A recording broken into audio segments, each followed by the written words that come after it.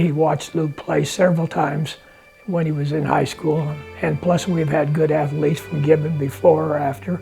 So when people begin to tell us, you need to watch this young man, we began to watch him, and we were glad we did. Luke, as a player, was really highly motivated. I think that he did things and saw things that you really don't teach. He had an instinct. He's quick. He could change directions quickly, and we used to talk a lot about Luke being like a stick of dynamite. It comes in a small package, but it makes a big explosion. That he could make things happen, and his teammates were obviously a great deal, or a big part of that success. Luke and his teammates were part of the first team in the NAIA that qualified for the first round of the playoffs.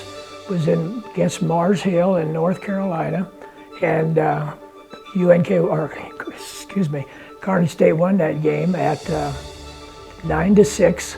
They lost the second game in Tahlequah, Oklahoma, 6-3. So that's a first. And then Luke was his first with 300 and was a 7 yards rushing in one game. And it was still a record here going into this weekend, so I hope it continues.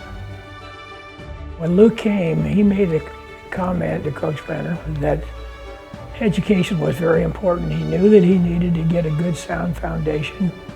He never skipped classes. He did make the comment, probably you could count the number of classes that he missed on one hand 5 times. Some of us missed 5 classes in a week. So his education was really critical.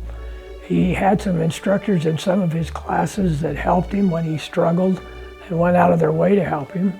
And then just his character and his integrity. If he told you he was going to do something, he'd do it. You know, we all have bumps in the road and those kinds of things, but he was a jewel for us.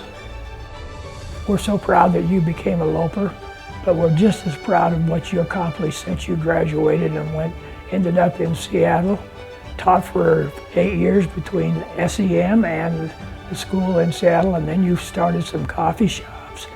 Coffee shops which turned into a big business and ended up working in organizations that were helping men and women who were down and out and their children to get their lives back on a solid foundation and move forward. And you know, it's hard for people to be happy for someone else when they get an honor, and the people that are in the background feel like they should get it, but that's not true with you. And we're, as a team, coaching staff, your teammates, we're proud that you are being nominated for the Hall of Fame.